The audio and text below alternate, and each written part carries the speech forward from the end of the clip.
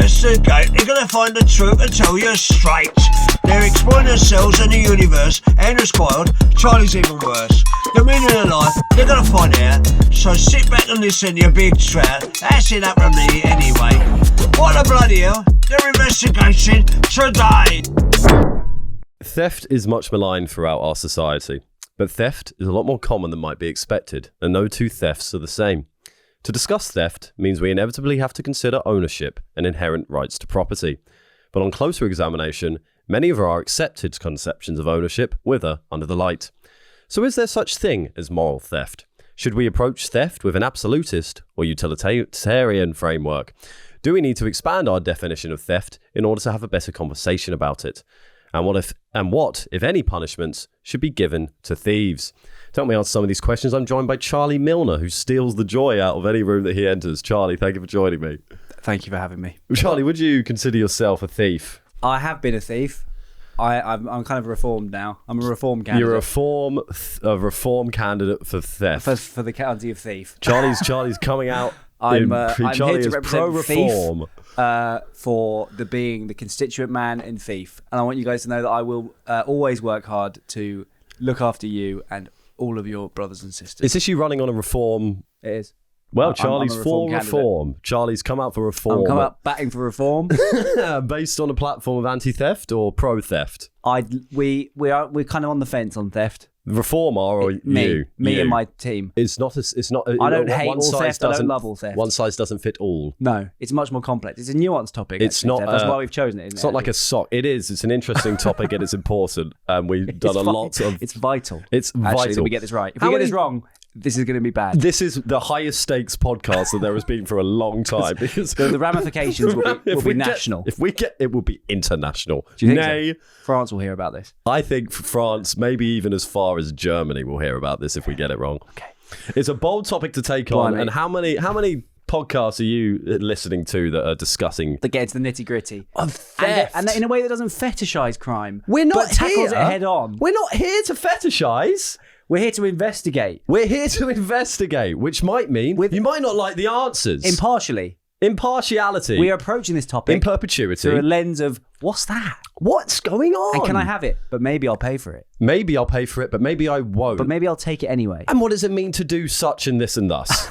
Precisely. I mean, for example, myself. Yourself? I'm banned from Sainsbury's and Pret. You're banned from everywhere. Because I've been stealing steak bakes and salads. Steak bakes and salads. I got nicked by an undercover detective. He was very good at his job. Undercover detective looking out for shoplifters. Yeah, they got undercover guys in there. Have they? Just lurking near the kind of sweets, and that's how they got me, because I was going. This is so in Sainsbury's. To cut a long and winding story short, I was in Sainsbury's, hungry as hell, and I was repeatedly nicking pastries from there. And when you say repeatedly, many days. Yeah, not on the same day. No, that would be garish and uncouth, and also bad strategy. Unbecoming. Yes. Well, I'm becoming a bit of a thief. Hey! Give him a boing. Yeah. You sure you want to keep the reform thing? Deform. I'm running for deform. Deform. So what's that? What's the platform of that? Everyone should have everyone should have three limbs? More like, I mean it more metaphorically, like you should examine yourself and just completely melt yourself down into nothing and then rebuild. That's what I'm doing. Deform yourself, become nothing, and then become something new. That's what our party's about. We are the party of doing the work internally. Deform. What was it? Deform UK. Deform UK. What was it? Melt yourself down. But there was a tagline. You were like, we're the party about nothing. We're the party where you become nothing. Yeah. And then build yourself back up through doing the work. I quite like that, to be honest. I thought you might. It does mean nothing. Like that? It means nothing. No, it doesn't. Wait, do the work. Go to therapy. Right. So the country should go to therapy collectively. Deform. Is that it's like knocking down our preconceptions and building up a new country. Become fucking dust. Stop. It's not just become dust. You can't tell people to become dust on a campaign trail. I can. You can't tell the good people of Salisbury. It's not a message that what you need to do is become dust. It's not a message you like to hear. No. And we're not here to give you messages you like to hear. We're here to give you messages you need to hear. We're not here with Cocoa Pots. We're here with porridge. Yeah. Porridge gets a bad rap. I had porridge for the first time. We're not here with golden nuggets. We're here with tarmac. Edible tarmac. But we don't. What? So you want to feed the people tarmac? What's the boring food? Become dust and eat tarmac. What, Charlie? What's your political party's vision for the UK? Well, we've got to melt everyone down, become dust, and then we eat tarmac. Listen, I more mean like as a kind of metaphorical. Yes. If you notice, I'm sort of talking a bit more like a In politician. order, we've got to address our problems, which is melting down. Deform. It's a bit of a crowbar turn of phrase, if I'm honest, because it does imply that we have kind of physical deformities. Deform UK. Deform, I mean, in the sense of like deform yourself. Deform the country. And don't go and like burn your head on a You're a heater. politician. You're not a therapist. So I'll join Deform UK. Can I be your deputy? Really? So touched, so moved. Thank you. I'll come along. I'll be your shadow. You can be my press guy. Okay, I'll be your spin doctor. You're in the junket. Yeah, I'm your Alistair Campbell. I'm your spin doctor. You're my spin doctor. Okay. And I'm Lord Sugar. Which, by the way, what a fucking nightmare that would be. I've got to spin people eating concrete and turning to dust into some sort of coherent political strategy. But what you're going to be saying repeatedly as they shout at you is, he means it metaphorically. He means it metaphorically. I know how it sounds. He means it metaphorically. Right. So you're on a soapbox shouting. I'm there like chat to my guy. Chat to Andrew. I mean, I shouldn't piss be off. I'm doing the work already. So wait, what's the main? You want to make everyone melt down metaphorically. Basically, I've observed. Take me through the ideology through an issue. Take it through immigration. Okay. Our policy on migration is we can't even begin to think about migration until we've done the bloody work on ourselves. If you don't do the work, you've got to leave. Oh, so we're deporting those who don't do the work. Anyone who thinks that they're sorted. Does do the work have to be go to therapy? No. What else could it be? But you need to demonstrate a clear sense that you know you're not all well. So everyone's got to state I'm ill. Admit that you're a bit ill. Everyone's a bit poorly. Yeah. Everyone is a bit ill in their heads. Yeah. So if you don't admit that, then you got to go. What do we do in the meantime until everyone's admitted? It's a bit of a kind of traitors situation. In fact, when you work out who the traitors are, who aren't doing the fucking work. Well, while we work that out, there's an interim process. It's a very interesting kind of police state that you're constructing. It's an odd dystopian. It's a wellness police state. It's an odd dystopian thing of where there's kind of these different ranks of social classes, but that's based on who's gone to therapy or not, or who meditates or admits. It's not just therapy. So people walk around with a badge going, "I'm a bit ill." I'm poorly, but I'm poorly, but working on it. You've got 2 badges. I'm poorly, but working on it. Maybe that's a good replacement of what we're going to do with all this unemployment when AI comes in. We can just say everyone can work. That's your work. On themselves. On yourself. What's more important? Than yourself? Other people? Well, they're doing the work. They're doing the work. So we're all sorted. Yeah, we're all sorted. Everything's sorted. Everything's That's why you must fine. vote for Deform UK. But back to theft. I've been banned from Sainsbury's and Pret. So when were you doing these? By undercover detectives who I respect. Wow. You see? But resent.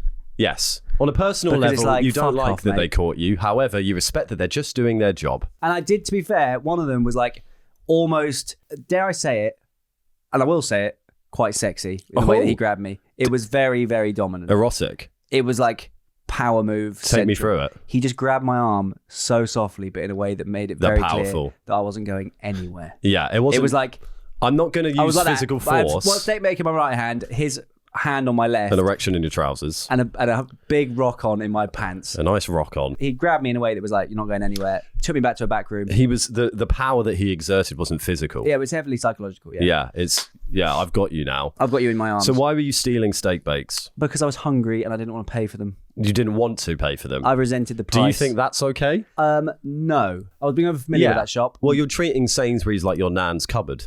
Yeah. Did this kind of humiliating steak bake mugshot where I had to hold my ID pastry ID in my pastry, Your ID and then look at him like as he took my photo. I'm dying to get hold of it. You had to hold up the steak bake. My steak bake and my ID, and I had to look up, and then he took a picture, which they've got on file. Now, how it works is You can probably get it. I would love to get it, but I also, GDPR I don't know. I request. think if I get it, then I might trigger a fucking butterfly effect, and it'll probably End trigger up with the, you trigger in the jail. sort of downfall of Deform UK. Why? Because they'll find out that I'm a thief. I see. You don't want that. Yeah, you want to hide I don't it want that away. on my record. You don't want to. Yeah, and okay. but they forget took it exists. They took a picture of me, and how it works is once you're caught, and the same thing applies to Pret in Dalston, where I tried to nick a salad and just put it on my bike and ate it in the shop, thinking I was fucking James Bond. You've discussed this with me before. What did you do? It sounds fucking ridiculous. I was hiding in plain sight, so I had a crayfish, one of those lovely crayfish salads with the mango in it. From Pret? Yep, delicious. I think I have. Yeah. And extremely expensive. So again, I was not paying for it. at the time, but this is before I changed my ways. Right. And sort of found You're a Christ. reformed man. I hate to use that word in I'm a front of the head of deformed Deform UK. Yeah, I'm a reformed man. Yeah. And I would just put the salad on my bike and then eat it in the shop. What? Because I thought there's Why's your bike into hide the in plain shop? sight. Be the zebra. Correct me if I'm wrong. You roll your bike into the shop.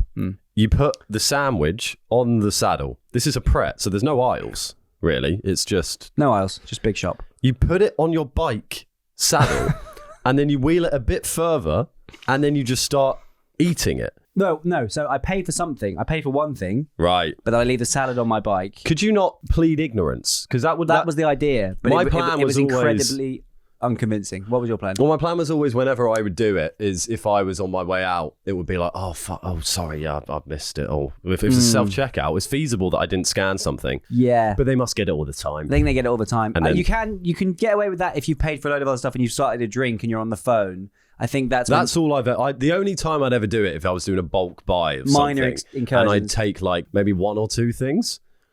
Right. Just so a little... you were a kind of an amateur. I was professional. I wouldn't say eating a crayfish sandwich on a bike saddle in the place that you stole it from was particularly professional. And then in the steak bake situation, going back into the same shop every day. Was it always a steak bake that you stole? It was like the Great Train Robbery. It was. Apart from it wasn't good. The Great Pastry Robbery. The very mundane, unsuccessful steak bake robbery. The boring pastry robbery. Yeah. Yeah, my plan. What was the question? I don't know.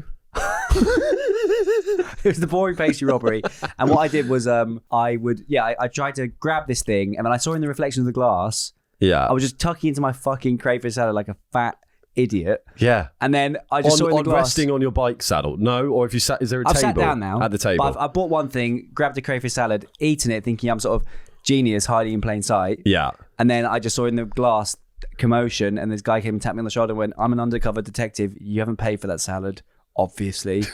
Can you pay for it?" And I tried to go and I told him that I didn't kind of quibble. I was like, obviously, Yeah. I admitted my crime, and then tried to scan a new salad at the till, and he demanded that I pay for the half-eaten one. So I had to kind of retreat. Why didn't you just go up and... Because the shop, only he knew. A lot of some of the staff knew, but some of them didn't. So I went to a member of the till. A member of the till?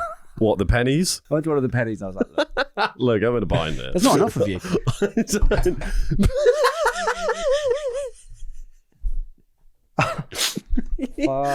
You spill your tea 60% of the time that we're doing a podcast. It's fucking ridiculous.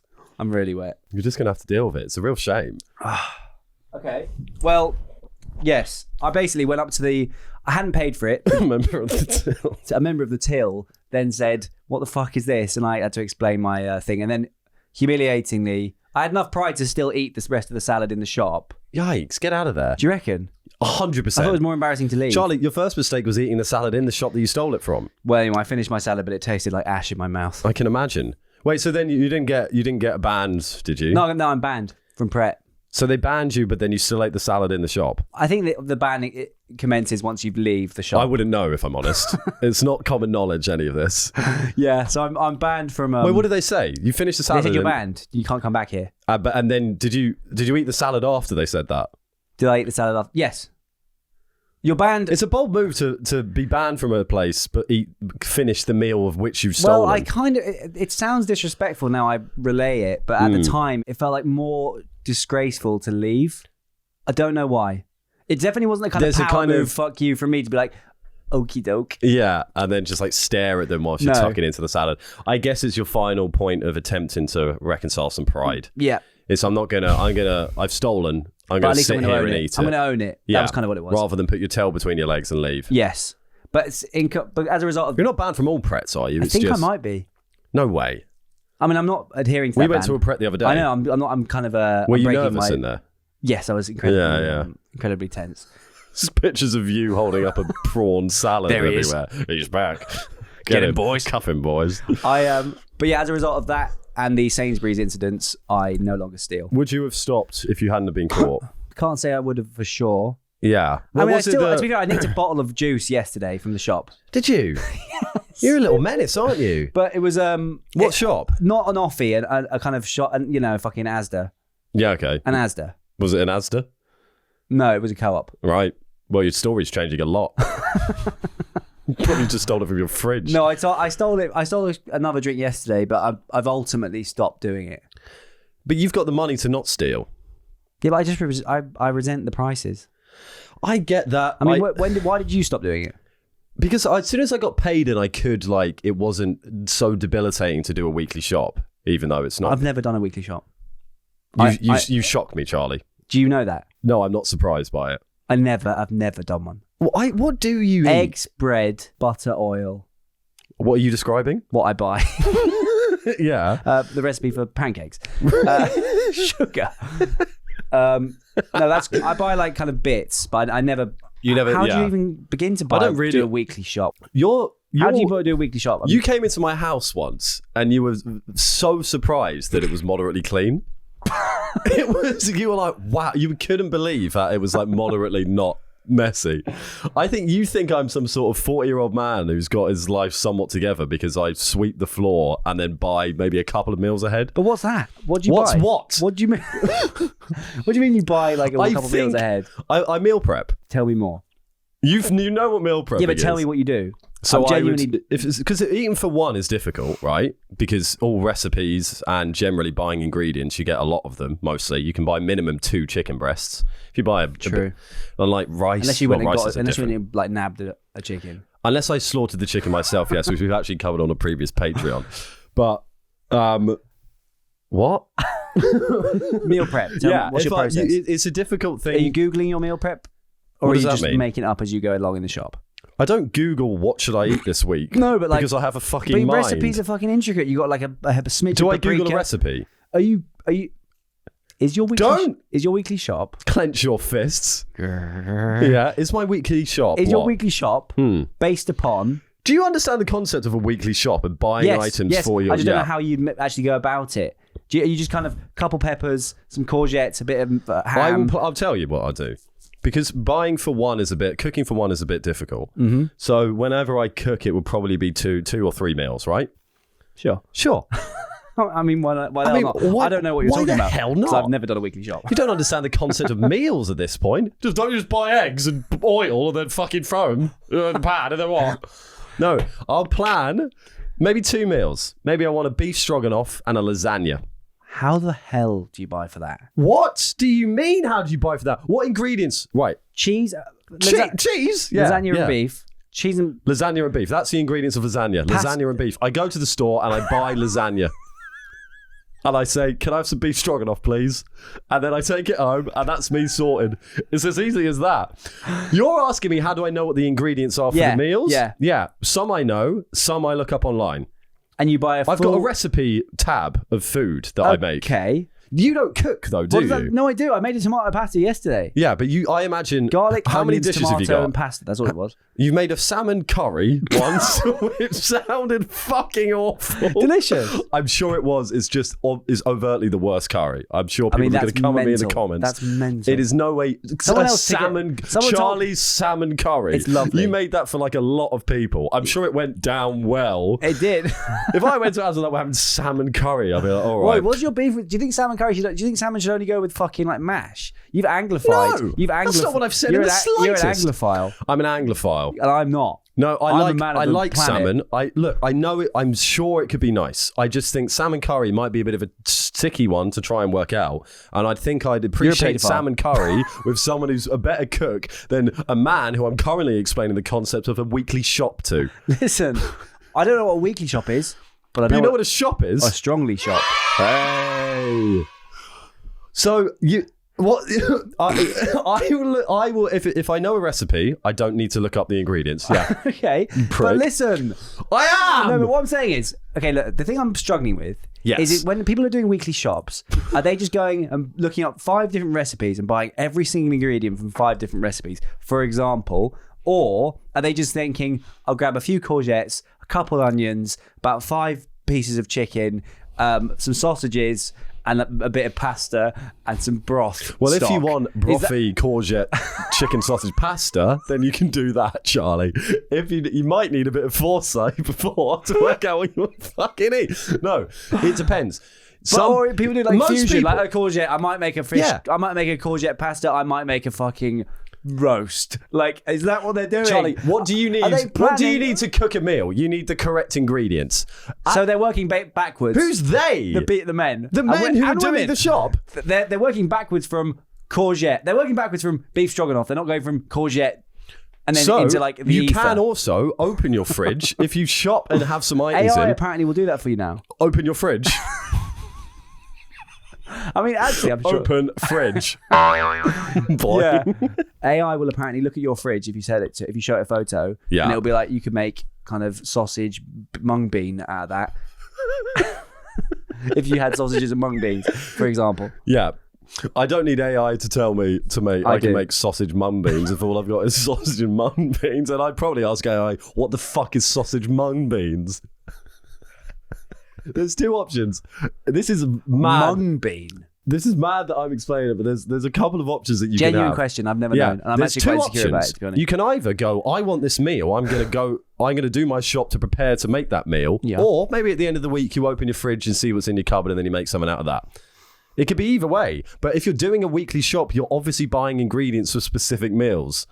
I think only mad people would go in and just pick random ingredients and then get home and be like, well, I can't make anything out of this, can I? Well, because I got peppers, ice cream, and cheese. It's kind of what I do. I'll buy You're like some sausages, some fish, Yeah. couple courgettes, some broccoli, rice, What's your average? Give me like what and then you like eat. eggs. What do you eat? I'll basically buy that. I'm essentially like fish in the rice cake man. I eat a weird gym bro kind of diet. Give me an I don't average. ever go to the give me gym. an average Charlie week of dinners. Fish, broccoli, Yeah, rice, sure. chicken, Yeah, broccoli, broccoli, rice bread, bagels and eggs. for tea. Yes. Oh. Vietnamese pho on Deliveroo. Yeah, we're not counting that. Right. Tomato pasta. You're kind of living a uni kind of food existence. I'm a There's- foodie. I'm a uni foodie. Yeah, I'm not knocking this. As in, like, I'm the sort of person at uni. If I was at uni, you'd be like, that guy can cook. But now, because I'm 29, it's like, this guy can't cook. What, he walks out with egg on a bagel and sausage mung beans. Wow. Look at this talent. Um, No, but like a uni, like you just kind of throw things together. You don't necessarily sit down and think, I would like a risotto this evening. I have thought that, but I don't know how to make a risotto. That's fine. That's okay. And I've never said that to anyone. I'm glad this I'd is... like you not to tell anybody, please. Yes, I'll keep it to myself. Yeah, I suppose it depends on your desire to cook, really. Well, I want to cook. Well, then buy ingredients and then look up a recipe. For example, I made a beef casserole not long ago. That's... Fucking banging. Yeah. I can do it if I read it. But if you hear it or touch it, it's out of the window. Yeah, exactly. I won't be. If you going there. read... You're saying you can cook if you have a Look, recipe. I can cook. It's just not something I love doing. But I do sometimes think, like, if I'm having a mad day, Yeah. I will be like, I'll make a little curry, salmon curry. So if you have a mad day, you think, fuck it, I'll cook.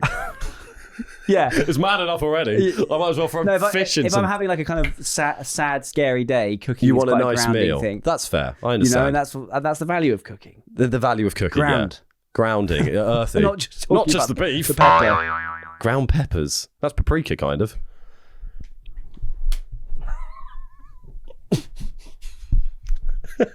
Yeah, I like cooking. I do it a lot. Okay, I don't know how to do a weekly shop, and I'd like you to teach me. And we've kind of covered it a bit, but I need it on paper, please. So you don't you on paper. What you want me I to do need to- is not give you the ingredients, is to describe. Show me exactly your weekly shop in a paper, on paper.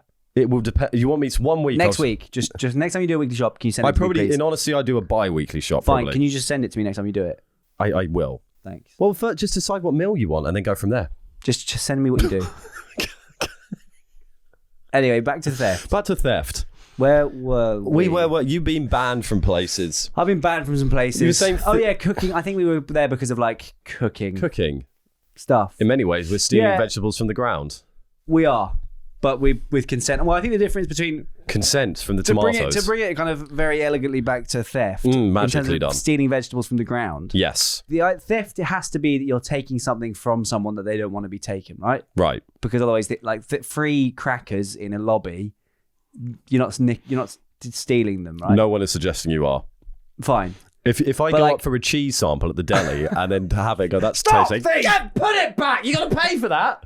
on the little cocktail sticks, I'd be pretty bemused, and I don't get bemused easily. But I think more interesting than like physical stuff, we've obviously touched a lot on like nicking food. We have, nicking but theft stuff. is a broad net. I prefer vastly to consider the theft of abstract, invisible things, Please. such as time, Creativity. or ideas, Yes. identity, Intellectual property. emotions, Yes. stolen valor, Stolen but not valor. just that, stolen sadness, Right. stolen attention. How would you... Stolen- What's stolen sadness? Stolen sadness is when you tell you're sad and you tell somebody and then they make it all about them. Fine. Got it. And it's Appreciate. like, Yeah. fuck off. Emotional I'm sad. vampires. Yeah. I'm drains. sad. You can't be sad as well. Well, now. it's just like, yes. So let's set the scene. You're sad, and I come in, and I go, "What's wrong, Charlie?" I've just found out that my hamster's got cancer. You got a very thorough vet. My hamster's got a very rare form of hamster cancer. That's really You know what, sad. cancer? I'm not going to do cancer because it's just my hamster's got piles. Oh, that's really sad. You've ruined my day too now. Why have you ever enjoyed Because I'm now sad because I can't stop thinking about your hamster, so I'm sadder than you. No, that's not. I'm sad, not you. No, I'm sad. Well, now I'm annoyed. Well, not I'm sad. sadder. See there. That is what we're talking And about. seen. And seen. That. Now, let's discuss what went wrong. Well, my hamster's got piles. That's first off the issue, which you check your hamster's bottoms regularly because it's a pervasive disease and illness. I have piles right now, It's a very serious problem. but I'm not a hamster. And at Deform UK, we will be. In Deform investigating UK, we will be investigating it, but before we can do anything about it, we need to go to therapy first. it. Yeah. That's the Anal whole platform. radiation therapy. Anal radiation therapy. Is that how you get rid of piles? Probably. It's not. Anusol. Anusol. Anusol. Aye, aye, Captain. Yeah, so in that scene, you've made that about you. Yes. You've stolen my sadness. I've You've stolen taken it and you've converted my sadness into anger. And how did that resentment. make you feel? Annoyed. Annoyed. Now, Because it's me who's got the hamster with piles. yeah, and my day You was don't fine. even have a fucking hamster. I don't even have a pet. Yeah, you're doing quite well. I'm doing all right. I should be checking in on my friend and trying to make him feel better. I shouldn't be taking his sadness and weaponizing it can we to make please- me feel bad as well. Let's Let's redo that redo scene, it, but you- with the correct response. this is how you should respond. Hey, Hi, Charlie. You seem a bit blue. Is everything all right? not really. Oh, what's wrong? My hamster's got piles. That's awful. I Okay. hear it's a real bad issue, but if you vote for Deform UK, they're looking into it quite swiftly. But anyway, enough about that. This is about you. How does that make you feel? Really sad and scared. Well, I feel sad for you, but Apparently, my sad. do you have piles? No, yeah. But now I'm sad about that. But this isn't about me. This is about It's you not. and your hamster. It's not about you. This is about you and your hamster, and I'm saying that everything's going to be okay, but you're all right to feel bad at the moment. And if I can do anything for you, I'm right here, man. Thanks for saying that. I feel seen and understood. And seen. See the difference there? Yes. See, Charlie- that's perfect. Much better. So that's not stolen sadness. Rather than stealing my sadness, you supported my sadness. in that way. Yeah, exactly. I've kept you've kept your sadness as your own, but I've just kind of revolved around you and said, "Hey, I hear and see you, Precisely. and whatever I can do, I'll be there for you." Yeah. But this is your moment, Yeah. and it's important that you have that moment because Right. it's important for you to have that moment. Thank you. See, that's the difference. That's a case of stealing emotions. I've got another one, actually. Please. Well, actually, before we venture forth, do you have any cases of stolen sadness? No. Was yours a real case? Was that a real life example? no. No, it wasn't. God willing, it will never be. No, I don't think I have any specific cases of stolen sadness. Are there any other emotions that you can think of where they sort of people leech off and steal a kind of feeling? I think it can be done. Yeah, I think sadness is the big one. Yeah. What about Because if you attention? steal happiness, stealing attention, Well, I because guess. for example, if you say something very boring, you've taken my attention, which is very valuable because I like looking at cool shit, cool stuff. So you think boring people are stealing? Well, there's more stealing your time. Like clickbait headlines, boring stories. It's all attention stealing, and I'd say that's. I think that's a stealing form of attention theft. is more like I've just done a really good painting and I'm showing all of my friends, and then you come in and say, "Look at my new shoes." Yeah, I've stolen the attention that's rightfully yours. Whereas the other thing I think is more seeing your time because you Right. spent time on a boring article or a boring person when you could be spending it on an interesting article or an interesting person. Grief, I think, is another one where people might steal your grief. If you're grieving and somebody makes it all about them, I guess it's the same bracket as sadness. How does You know, like How do you make it my all hamster about died you? in my piles. right? Oh, if you're like my dad's dead and they're like, yeah, my dad died a year ago. Exactly. Yeah, Stolen grief. stolen grief. It's very much adjacent to sadness. I think I guess negative emotions are the ones where people can really... Because positive emotions, you'd argue that's just infectious and nice. Yeah, which is nice. That's you like, don't mind when somebody... You don't steal laughter if we both laugh at something. No, you've shared it. You've shared the laughter. Much like a sunrise or enjoying the moon. It's infectious joy, which is nice that we can share that together. Yeah. But why are they different? Don't know. Why I think are they it's different? when they hijack it. I think it's the sense of being hijacked, where they've rather than connecting with you, they've made it about them. There's no if they mutually connect with you, like that's so sad. I also have a hamster which has piles, and his are getting really bad. Actually, the house is. They're bigger than the hamster at this point. Yeah, they're bigger than the hamster. It's like something out of Alien. You know, that would be like it's a new film reference. I haven't seen it. It's like something out of Avatar. The eggs. Their eggs in Avatar. You know, if they do that, then they've kind of connected you on with you on your level. But if they say, "Oh, my dad had piles and he just put up a new conservatory," it's like, I don't care. Well, that had a happy ending. Because even though he had piles, he managed to construct this new conservatory. He's like pressed up against the glass. So he got piles. He made the conservatory thinking it would make the piles better, but every time he sits down to enjoy the conservatory, his piles hurt too much. Yeah, so he can't leave the conservatory because it hurts too much to move. So he's just pressed against the window trying to leave. Yeah, at that point you're like, can we at least talk about my situation for a bit instead of your dad's conservatory piles? I know that's terrible to hear, but that's not the point. And at this point, look, we can talk about that another day, but right now I've got to deal with this. Yeah, I suppose you can share joy, but there is a selfish element in some sense to a negative emotion because you need to be able to go through it yourself. Precisely. We'll do a classic one just to get our initial thoughts on it. Do you think, and I think I probably know the answer, do you think it's moral and just for a man to steal a loaf what of... a woman does with their body? Yes. No. Do you think women... What's your... I love life, but I'm not pro-life. Is this another deformed party conference? I'm not. I don't think so. No, what a woman should choose. A classic case of theft. Do you think it's moral or right or good? What? Let me finish. Fucking hell. Do you think it's moral for a man to steal a loaf of bread from a shop to feed his hungry family because he can't afford the bread? A classic one. What's the condition of the shop? The shop is in... Is it Percy Ingle? Is it a big chain? Is it struggling? What's Percy Ingle? Percy Ingle is a big chain that I think has gone under, probably because of all these families stealing bread. Right. I've never heard of Percy Ingle. It was rife. Percy Ingle? Percy Ingle was all over London. Was it? Yeah, they had good little... I haven't lived in London for forever. I mean, all right. Let's say the shop's in fine repair. And the money's coming in, they're doing all right? They're doing fine. Can they lose a loaf? They can lose a loaf. Let him have it. If he's robbing like a guy on a kind of stand in Oxford Circus who makes it with those little ovens, then that's not fine. Go to the fucking Big Asda.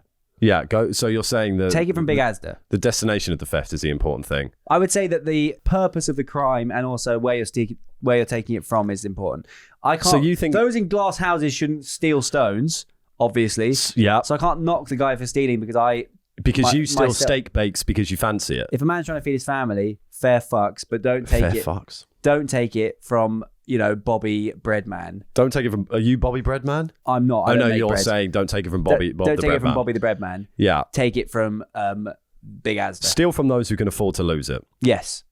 So your view is very utilitarian. It's not the act of theft in itself isn't a bad act. It's about the consequences of the act. Yeah, I think it is a case by case thing. It's a bit of that guy's trying to feed his family. Anyone with their right mind would probably let that slide in isolation. I don't think you can have a policy based on it because it means everyone's nicking bread. Yeah. But this guy trying to steal it from his family. But if we're making a moral argument, we have to extrapolate it in some ways. No, well, fine. If you have a family you're trying to feed, you can nick bread.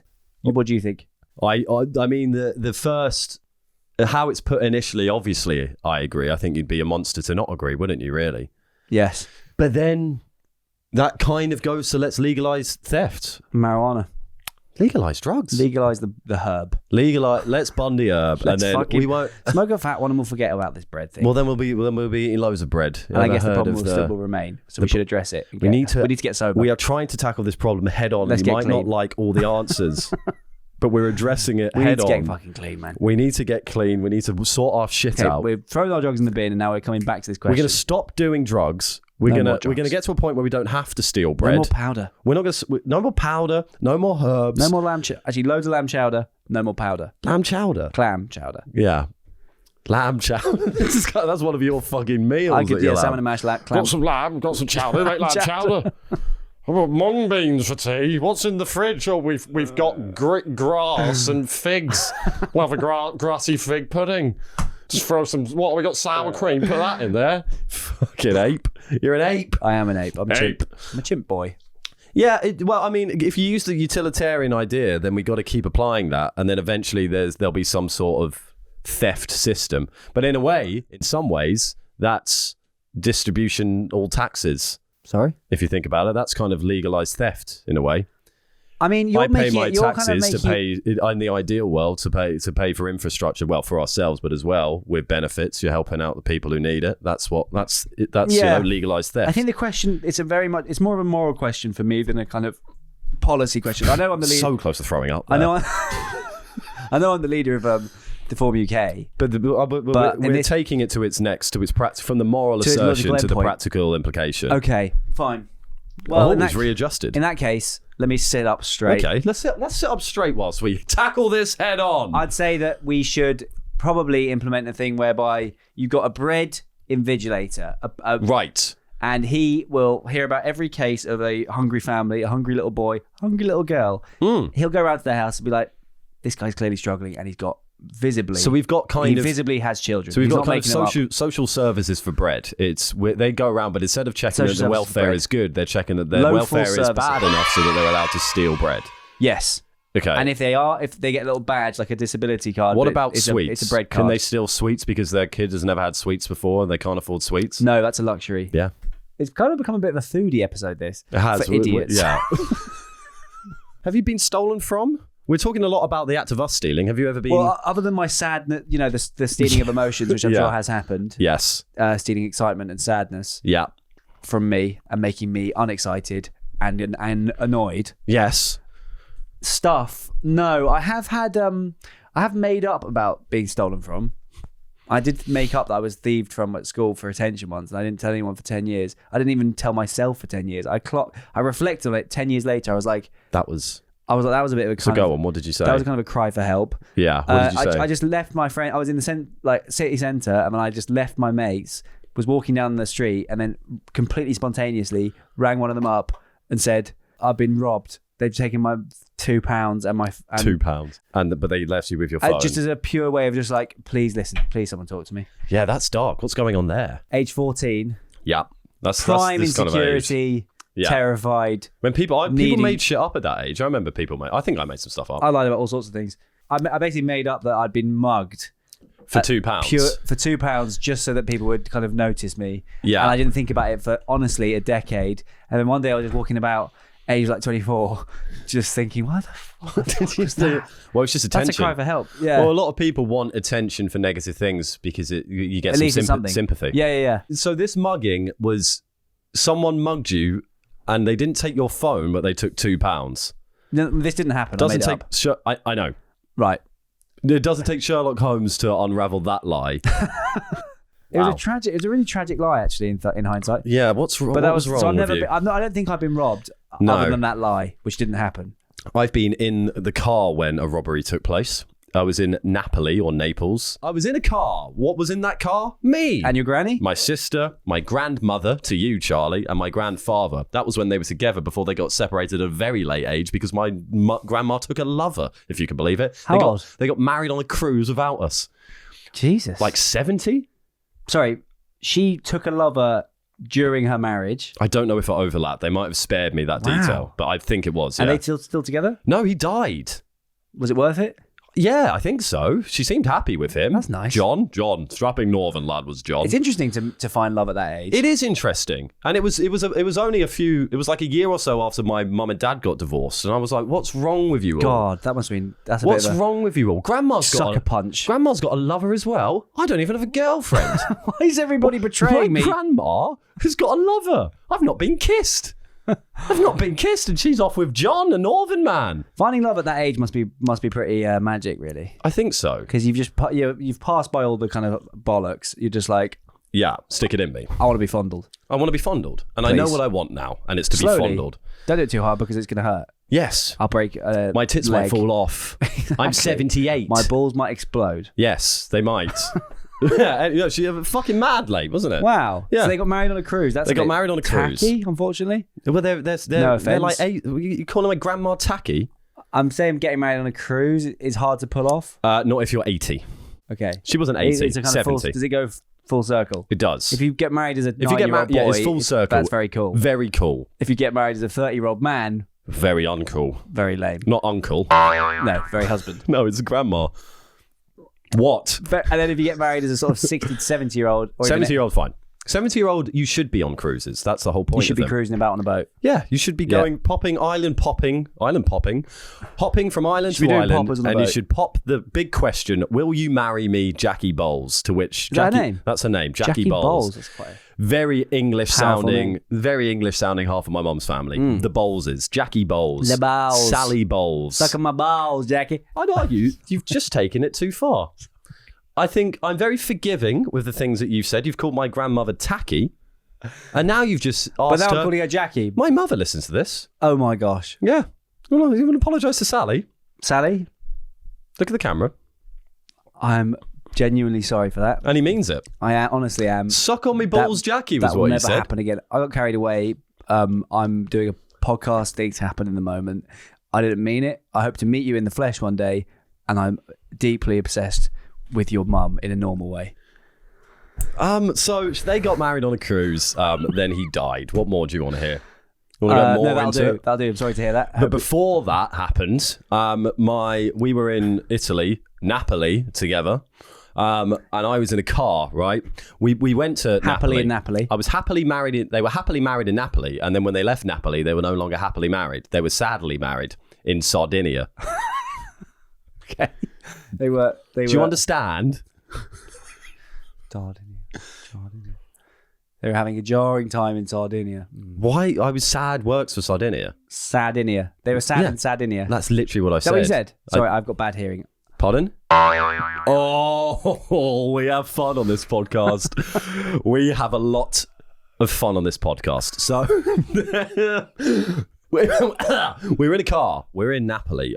I'm told as a young boy, my dad says, watch out a bit because it's, a bit crime riddled. And I went, Dad, you're going to stereotype an entire town of a place because of a few statistics on telly. You English pig. You English pig.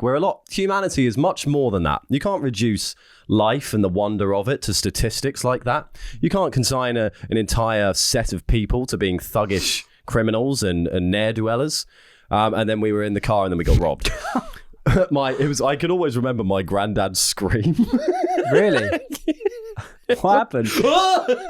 Really? That must have been terrifying for you. It was, yeah. I didn't sleep for a few nights. But we were stuck in a traffic jam in the city centre. And I saw these two guys on a moped kind of meandering, wandering a bit between us, just kind of looking. Right. And then one guy got up and then just ran over to the car and opened the passenger door where my grandma was and then just went for a handbag. And for some reason, my frail elderly grandma, who's not, I wouldn't say is a particularly Fighty person. very feisty character anyway, she's quite polite English, just started fighting back with him. And was just doing that. My granddad was on the other side, strapped in. You can't really do anything. He's just going, oh! Where are you? I'm in the back. I'm in the back directly behind it, just watching this, going, oh dear. Were you crying? I didn't cry, no. I think I was scared to go to sleep. I mean, you can steal identity. I think if somebody stole my identity and went around saying I'm Charlie, I'd be absolutely livid because you'd be like, what the? Are you fucking mad? What do you mean you're Charlie? I'm Charlie. I'd be so invaded by that. I'd be fuming. It's such a basic point that it doesn't bear mentioning. No, but it'd be like, how fucking dare you? Yeah. As in, it wouldn't just be like, oh, Do you that's think, annoying. are you I'd saying, be like, and I ask this sincerely, Sorry? and I ask this sincerely and full of love and warmth. Do you think that's interesting, what you just said?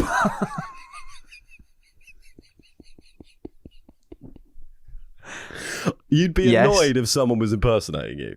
yeah. Yeah, I think everyone would be. You're No bringing further it up. questions. Look, No further questions. Pardon? No further questions. That's fine. I mean, the reason I say it is It would be because I thought about annoying. it earlier for the first time, and I was thinking how annoyed I'd be. Identity theft, by the way, isn't someone walking around town going, "I'm Charlie." I'm Charlie Milner. Well, if I saw somebody running in, if I saw the me doing that, I'd be like, "You're fucking not me. I am." That is just the most boring thing I've ever heard. I don't know how you feel. How would you feel? I would feel, for the sake of this podcast, I'd like it. I think I'd be. He's introduced contrast. Conflict is the essence of narrative. You'd like it. Why? I'd like it. You Why? don't like Because yourself? I'd see it as a tribute. A challenge? No. A tribute. A tribute. I'd go, oh, someone is so fond of me that they wish to They're be like an me. Elvis act, double act. It's like the bootleg Beatles, but it's Andrew Kirwan. Andrew Kerr 2. Yes. Andrew Kerwin. Kerr Andrew Kerr 1. one- Andrew Kerr 2. Andrew Kerr 2. Is Andrew Kerr 2? Oh, is Andrew Kerr 2 coming to the pub tonight? I hope he is, because he's a bloody riot. Yes. In many and ways. he's nearly as good as the original. No, I'd say better. He's in many Right. ways, he's everything I want to be. He's actually taken all of the bad stuff I have and all of my issues. All of the malice and the pain. All of the malice, the pain, the anger, the hurt, the obsession with terrorism. terrorism. What I would give to relinquish my obsession with terrorism just for one I moment. just love it so much. Oh, I love it. Interesting. Yeah, I was maybe going for more worried about terrorism. Oh, no, you love it. Okay. Everyone's having a nice time chatting about what they did last weekend. That terrorism, bloody great, isn't it? Hey, guys. Guys, what? Isn't it great? Guys, Boko Haram. Am I right? Unbelievable stuff. What ISIS are bloody doing in the Middle East? I swear to God. Unbelievable stuff. Let's just take a moment to appreciate it. We don't Terrorism fucking rocks. Terrorism fucking rules. Yeah, that would be a nightmare. I think in some ways, if you're a horrible person and in this kind of pantomime-ish idea of what identity theft is, then that would be great, because you just get someone less fucked than you are. Well, you'd have to be pretty fucked for whoever's stealing your identity to be less fucked than you. But yeah, maybe. In my case, that made me laugh for no reason. in my case, yeah, I would be very Open annoyed. up that suitcase and tell us what's inside, Charlie. Anger, confusion. Give me my life back. All right, so now we've heard some of Andrew and Charlie's thoughts on theft. It's time to go into our Thinker's Corner, where we'll hear from the greatest minds that have ever graced this planet and what they think about theft. So as usual, I'm going to whittle off some quotes to you, Charlie, and we'll see we'll get your reactions to them, and then we'll have a discussion about those quotes Looking and forward to it, therein Andrew. do the podcast. Looking forward to it. This one's from Cicero. To take something from another and to increase one's own advantage from the loss of another is more contrary to nature than death or poverty. Basically, stealing is wrong. Don't pickpocket. Yeah, pretty much. Well, he sees it I as, agree. So he thinks that stealing is worse, is more of an affront to our humanity than poverty. We'll forget death, because I think that's weird. Stealing is more of an affront to our humanity than poverty. Essentially. I think he's been quite dramatic. I do know what he means. Again, it depends on the nature of the theft. Like, Yeah. but so that's what. pickpockets are the lowest of the low, in my opinion. Whoa. They're the pedos of the They're the theft pedos prison. of the theft word. Who are the kings? The kingpins are the bank robbers. Yeah, the bank robbers, bank robbers or the hungry bread thieves. Fine. No, they're more the angels. They're the old men who work at the library. You know, I think the nonsense of the pedo of the theft. The nonsense of the pedo world. The nonsense of the pedo world would be pedophiles. The nonsense of the theft prison, of all the prison made up of theft of only thieves. Yep.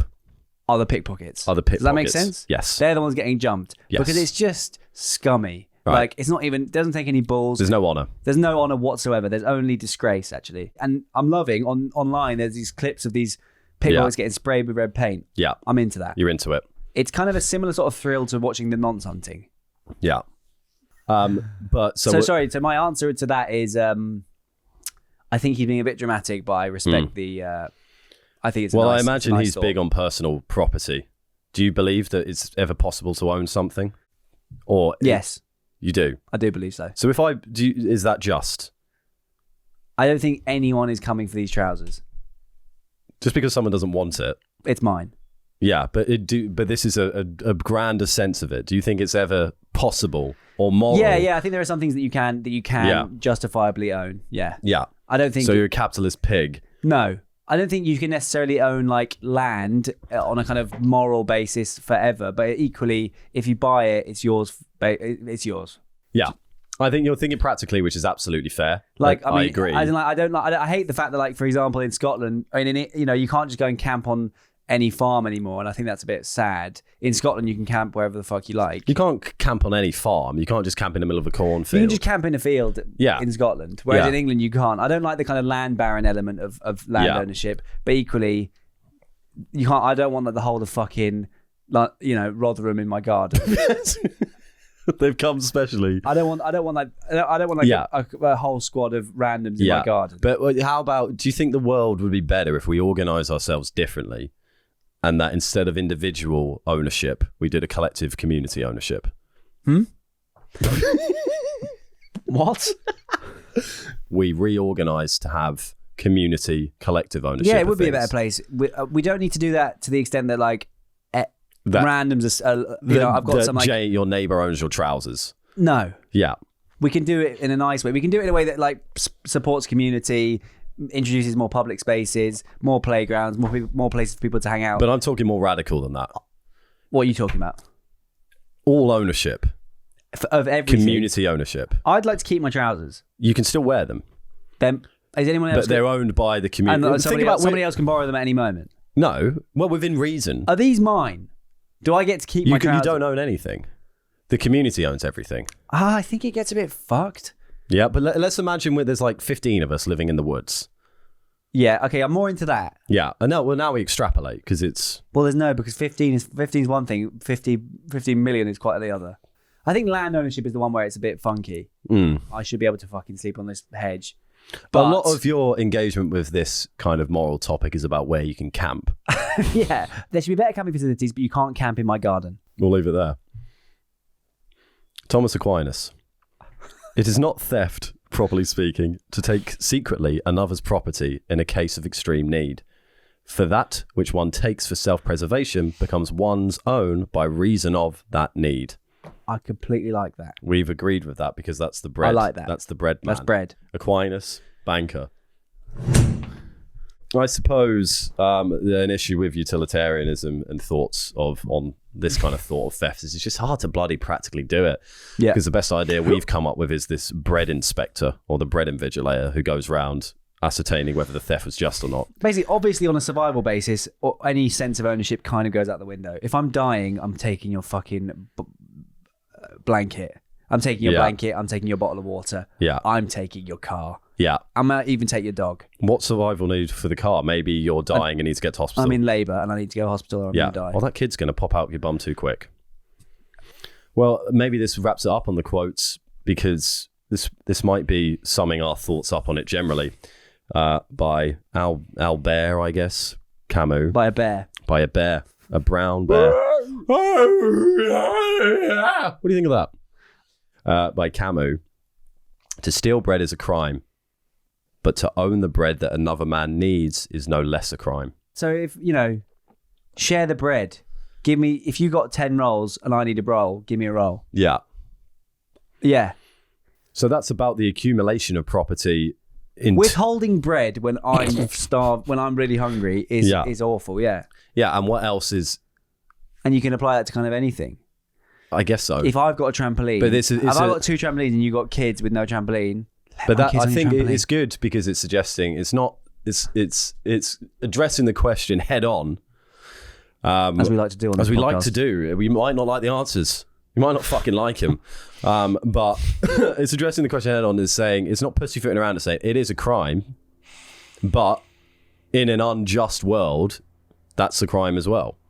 Ownership itself is fraught with issues. I mean, ultimately, it's all fucked. It's fucked either way. If we introduced zero ownership, it would be an absolute mess. Equally, it's a massive mess now. I think, really, all we should do is make sure that you can camp kind of wherever you want, within reason, as long as it's not someone's garden. And if I've got a lot of bread, you can have a bit, if you're really hungry. What we've ascertained is actually quite simple.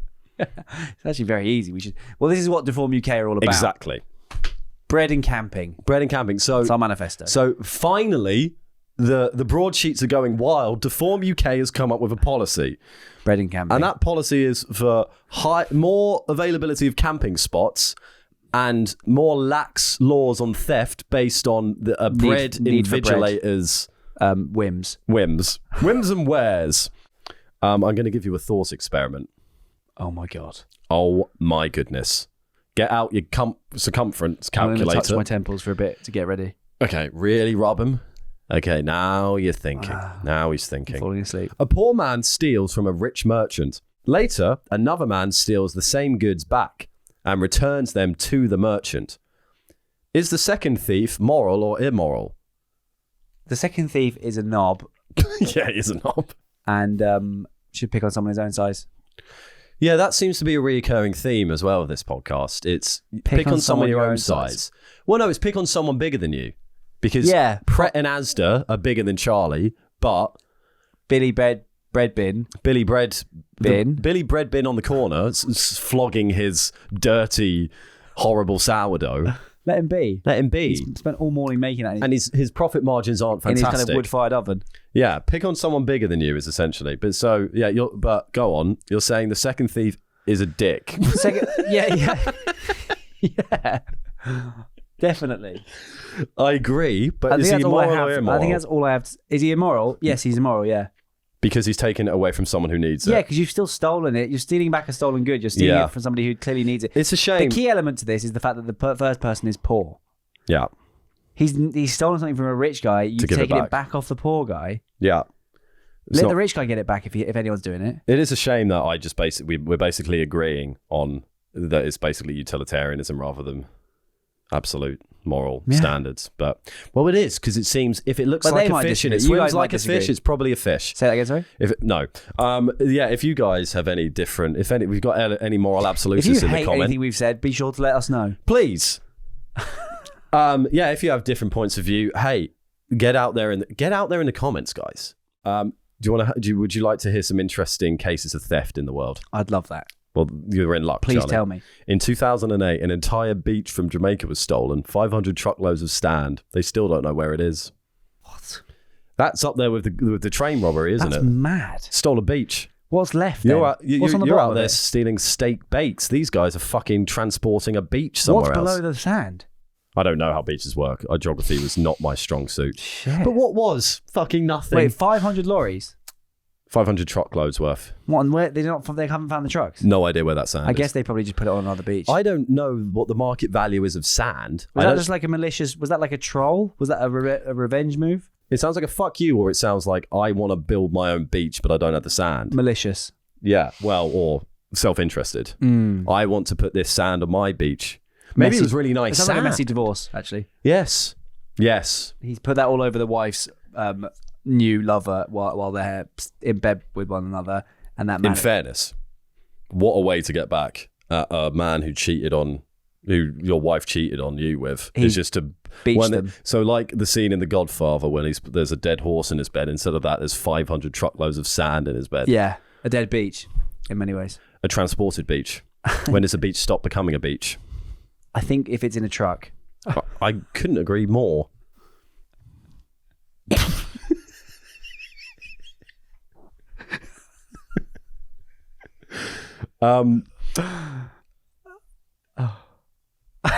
Another instance of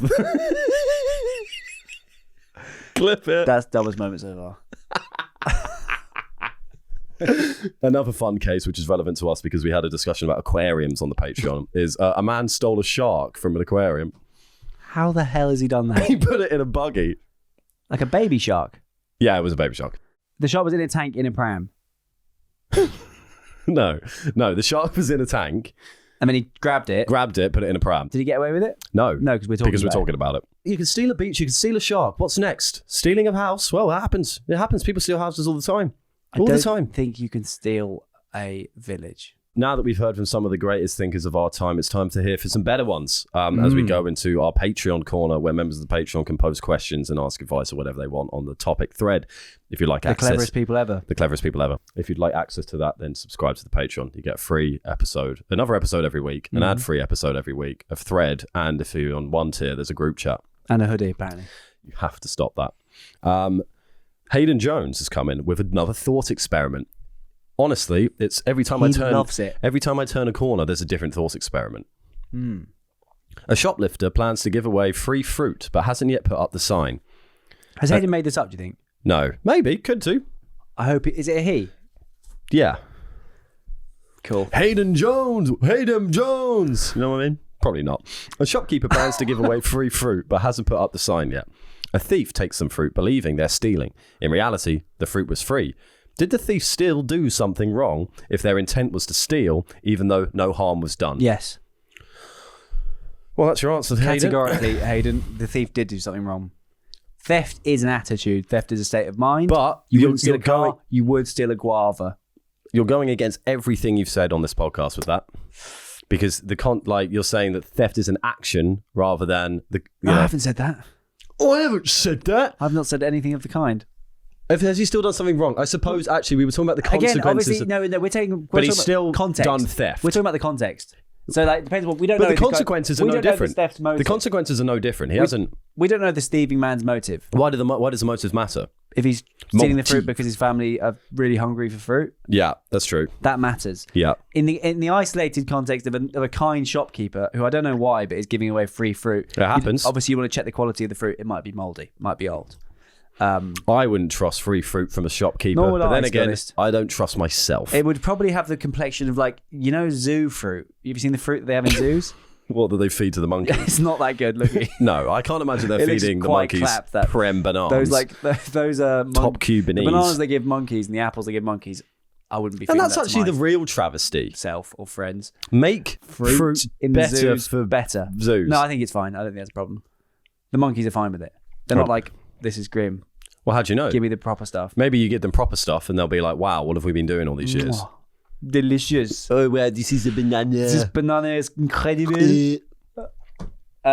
So you think, he's still done something Hayden, wrong. yeah, he's definitely done something wrong because he didn't know. So in that- this context, though, that's the intent to steal rather than the actual consequences image of I- it, which the consequences are nil because he was given away for free anyway. No, I know that. So but- you're going a bit against your idea that it's all about the consequences and if they add up. This one, the consequences add up is all good. I mean, it's very hard to say without knowing the various actors of this play, you know. But from what I can tell, Yeah. that guy still has stolen and probably has done something wrong. If I met him and found out he had a very hungry mum at home Yeah. who loved fruit, Yeah. then I would change my answer. Yeah. But as a default, without knowing any more, and unfortunately, Hayden, I don't know anymore. We can't say that guy's not a thief. Yeah. What do you think? I think we can come back to Camus' quote there. To steal bread is a crime, but to own the bread that another man needs is no less of a crime. But the first bit, to steal bread is a crime. It's not what we're doing. What? Deft. Theft. What we I agree with you because what we've been talking about is what theft is morally acceptable and what isn't, not what is theft. This is a question is like, is it still Yeah, theft? it's theft. It's and science. it's still theft because that was the intention. Even though the intention of the crime is probably more important than it not actually being a crime. We're calling a kiwi, aren't we? Yeah. We're calling a kiwi and that's what we're doing. Calling this fruit is stolen fruit. It's stolen fruit. Whether you like it or not, whether it's good or bad, he's stolen it. And we can They're get, good thieves. and then we can get into the morality, Yeah. but we need to know Robin the Hood actors. is a yeah. thief. We Yeah. like him. But he's still doing And something. what was his brother called? Stealing stuff. Stealing stuff. Robin Hood and stealing stuff are that's we're into that, but they are still thieves. But the question They're is, good has he thieves done and- something wrong? But then we'd say, in order to know if he's done something wrong, we need more information. We can't fully answer this question, but we can say You that- haven't given us enough information, Hayden.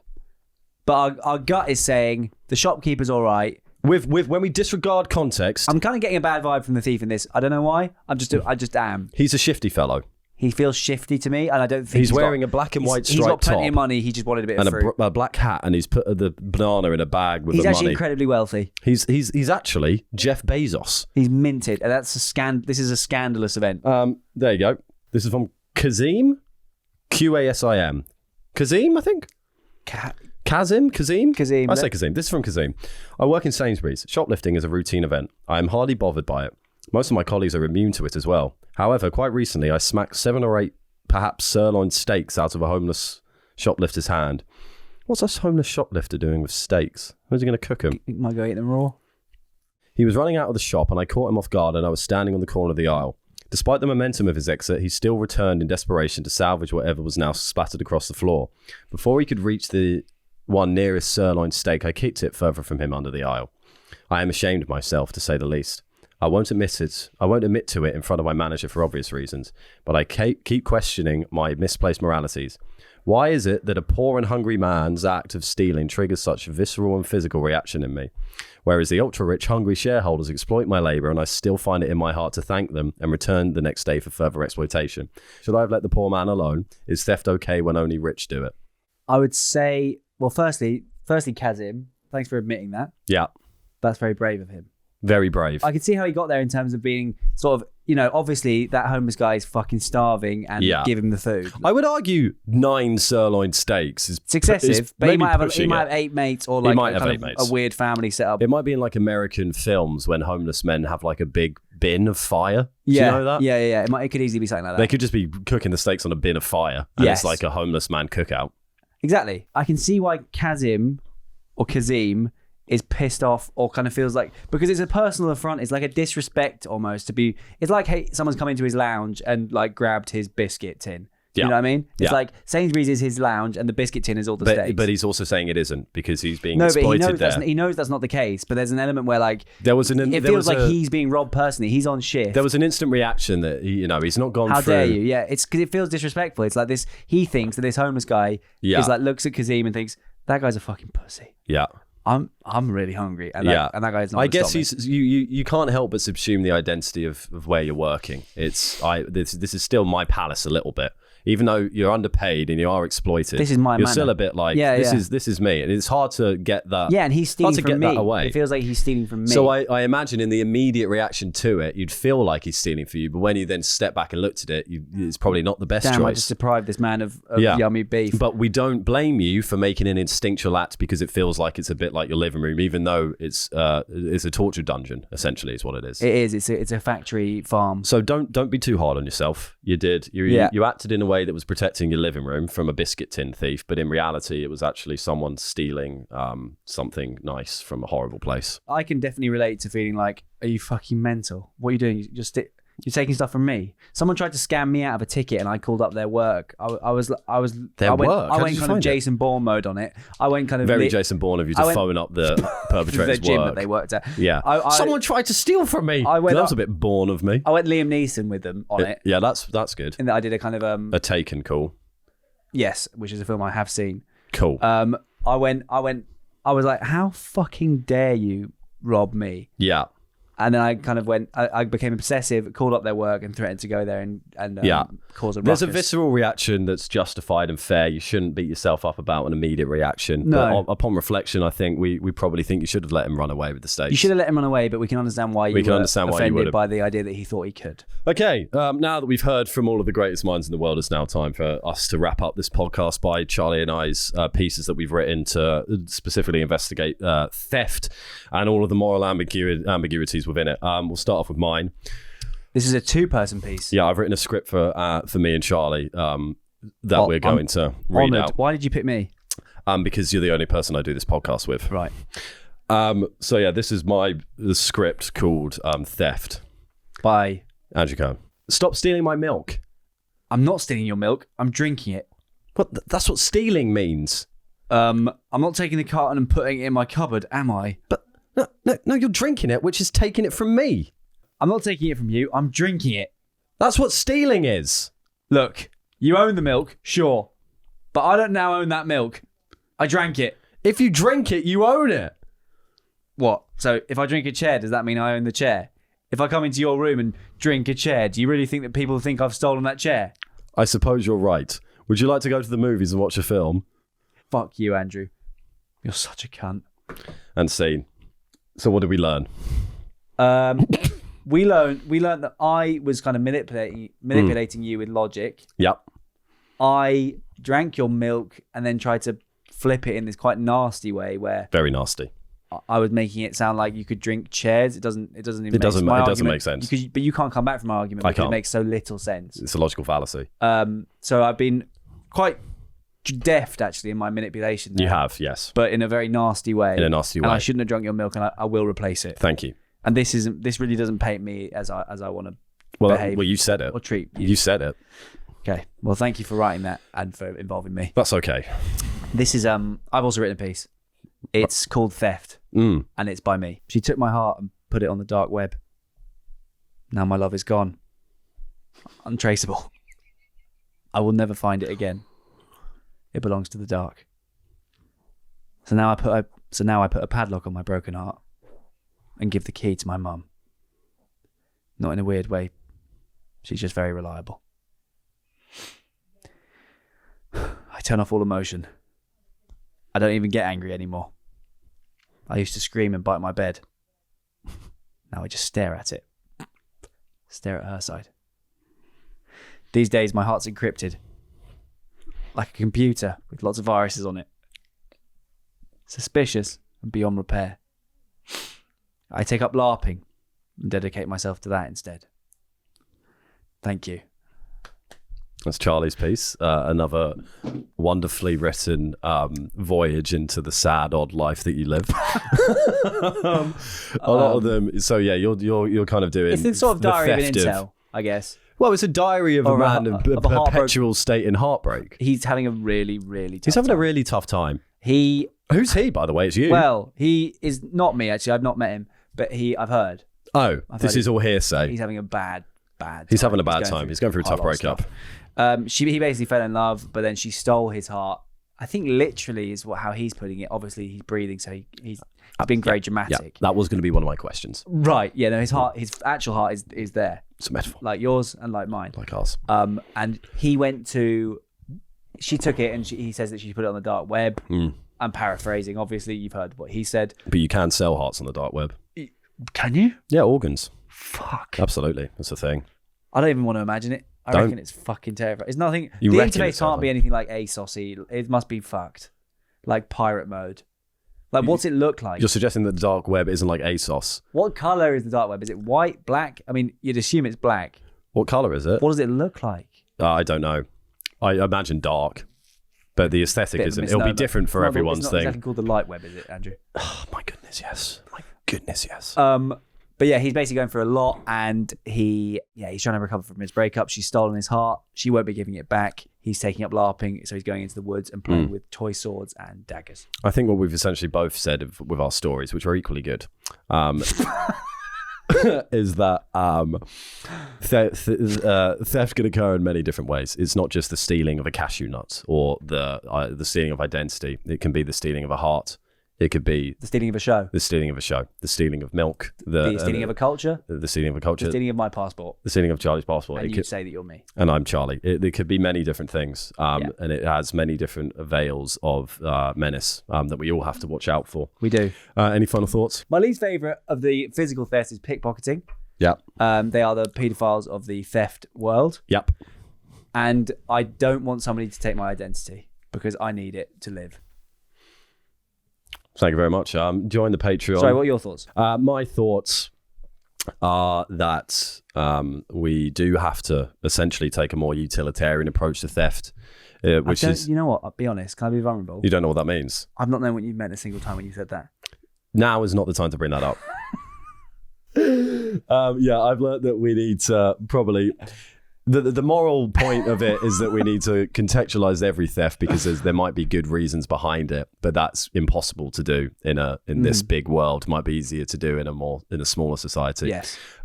Utilitarianism. I couldn't have put it better myself. Join us next week for the same. Join the Patreon, ad free, all the stuff I said earlier. But as ever, love you, Charlie. I love you very much. See you next week. Goodbye. Charlie investigate, they're gonna find the truth and tell you straight. They're exploring themselves and the universe, and spoiled, Charlie's even worse. The meaning of life, they're gonna find out. So sit back and listen, you big trout. That's it up from me anyway. What the bloody hell? They're investigating today.